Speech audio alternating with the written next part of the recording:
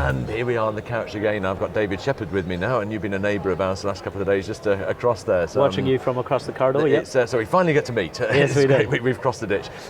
So your sound business, and we were just talking before the camera got switched on, that it is much more than just voice recognition software. It is indeed, yeah. So tell us where you're up to with your technology and how we can use it. So Winscribe is our main product, and we've been selling that through the country for many years, and we're through 19 of the DHBs. And historically they've used it as their digital dictation solution, but we're quite excited that this conference to be showcasing the new generation of technology, which is an entire clinical correspondence solution. You're talking from the beginning to end of the dictation, from creation to document distribution. So we're talking dictation, speech recognition, reviewing, electronic signature, the transcription process, document management, and the disbursement through to the GPs and other referrals at the end of the day. So it's a whole solution under one package. And it bolts onto existing practice management software?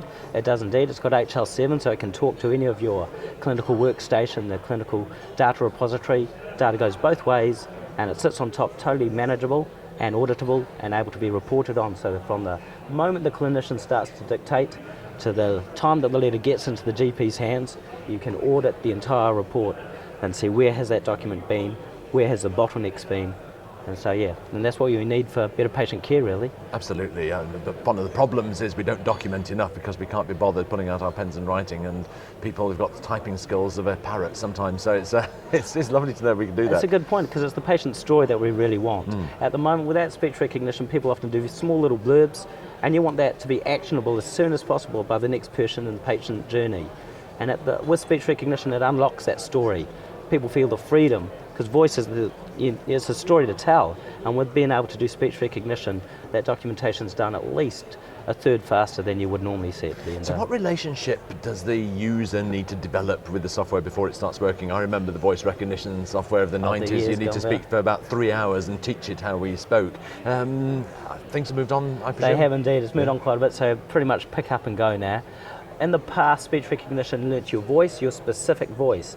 Now it uses deep data to say, let's gather all the dictations this hospital's done over the last 10 years, all the transcriptions we've got, we've married the two of them up. We can now have an acoustic model and a language model for anyone in the hospital to just start dictating straight away. That's impressive. And so not much training. We have a huge, especially in the rural sector, which has been quite a focus of this conference. We've got a big international medical graduate population.